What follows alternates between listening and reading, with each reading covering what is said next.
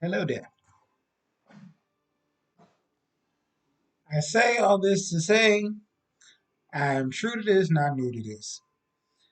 What's going on, everybody? Welcome to Cruise Reactions, and I'm your host of the channel. My name is Mark. Today, I'm doing a little bit of follow up, I guess you could say, to my last video, which was the last video I made was my initial reaction to this amazing production right here, X-Men '97. My goal for today is to give a little bit more in-depth analysis of what I thought of the show. Um, the format that I want to go about is looking at the show on an episode by episode basis, and then just getting to talk about some of the characters and things that happened in the season. Overall, I think the season of the show was absolutely wonderful. It was amazing. It was, you know, X Men is more than it's more than just a show. It is a show, but I think it represents a lot to a lot of different people. I think the themes and the characters that are explored in the show resonate to so many people. I think right now it's definitely an important show because we see that even as time goes on, it's 2024 and we're still dealing with a lot of the same issues that, were happening in the world when the show was actually first made and then the comic book before that. So as time goes on, we always hope for better, but, sometimes we find ourselves slipping into pitfalls where we take a step back. Um, but if the world were perfect, I don't think that we would have such amazing art and you know I don't know if that's a good thing or a bad thing, but the point is right now we're going to talk about X-Men '97, which was a great bit of respite for getting through some of the rough stuff we got to get through. uh Give me 1 second.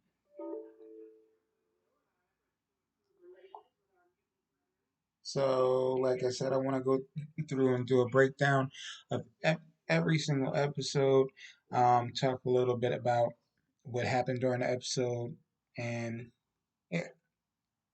So first episode, to me, my X-Men. We start off. We're introduced to the character Sunspot, Robert DeCosta.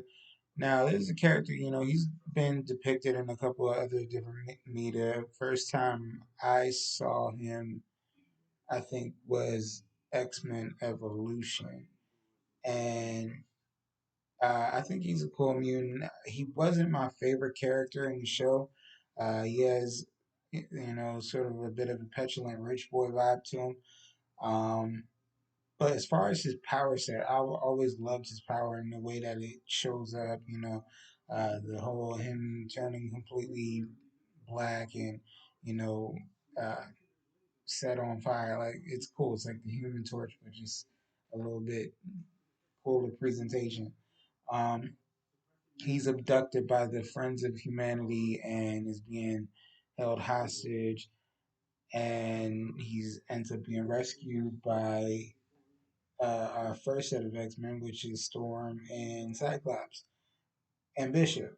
Uh, this scene where the X-Men enter, it was like they didn't miss a beat, man. Like they really did a great job in displaying everybody's power sets in such an awesome way, and not only that, just giving you all the everything that you wanted in terms of what the show used to feel like, but definitely stepping it up and bringing it into a new time and a new dimension.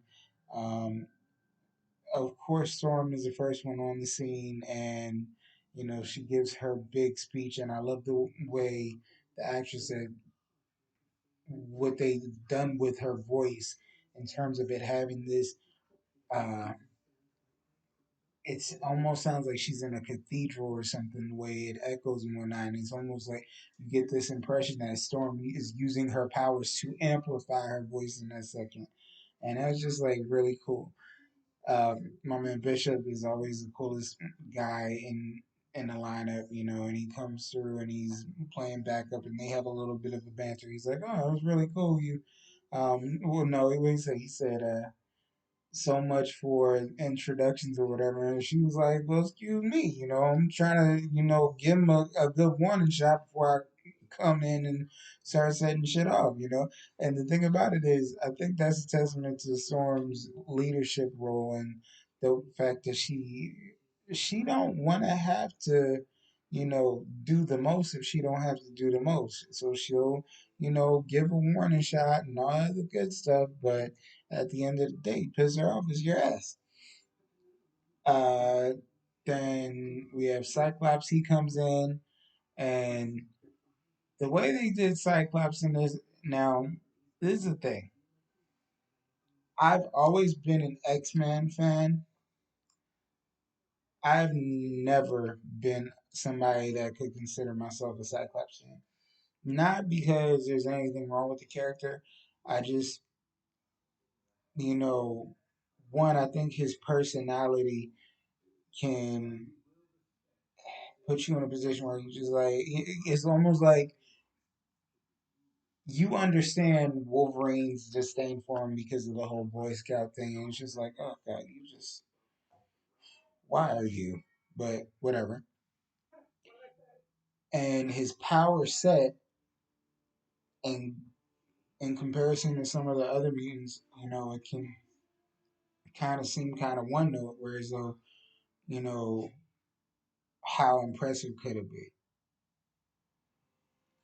When I tell you he steps in and he shows the fuck out, like my man was hitting moonwalk and electric slides and electric boogaloos around these motherfuckers and using his optic blast to push him back and forward. And it was some of the coolest shit that I've seen displayed.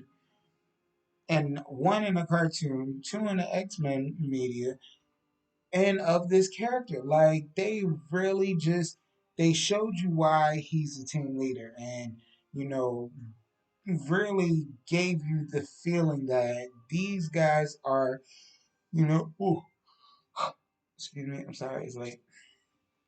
These guys are trained, and you know, if you look at how he was portrayed in, say, like X-Men 2,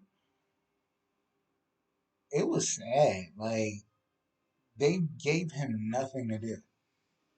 You know, in X-Men 3, and I'm talking about the movies now, he was dead within the first 20 minutes of the movie.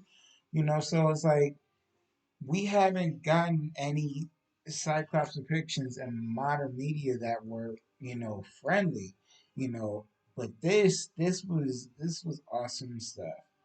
Um, so we see them leave. They end up leaving and taking Roberto back to the mansion.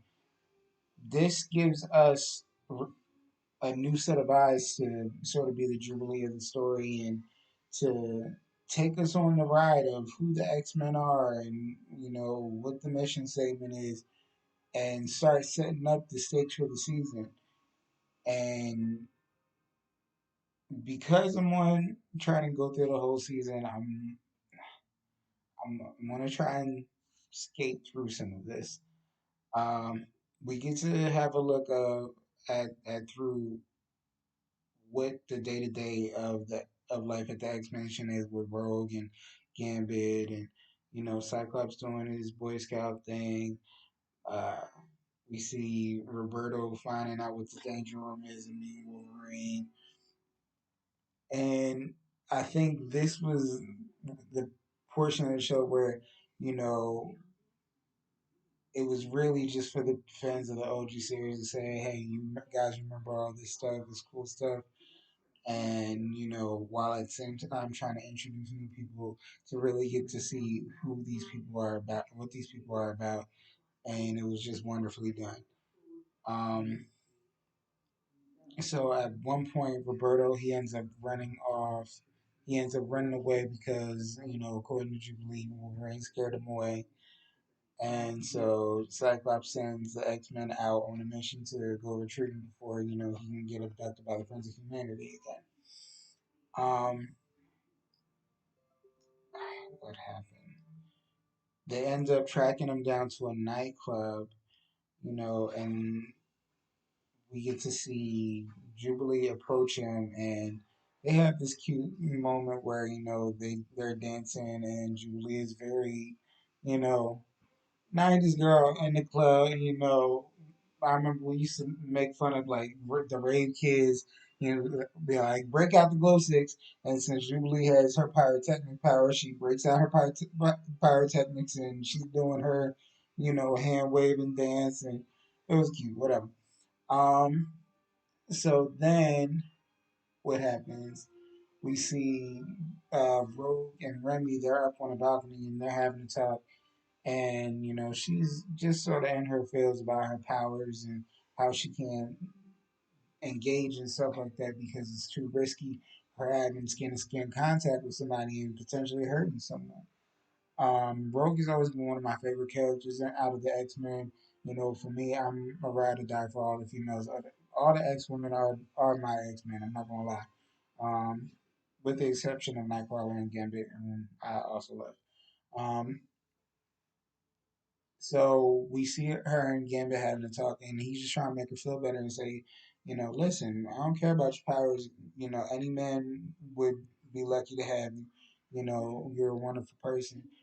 Um, I've always loved their relationship, but Rogue is just one of the most tragic characters of the X Men.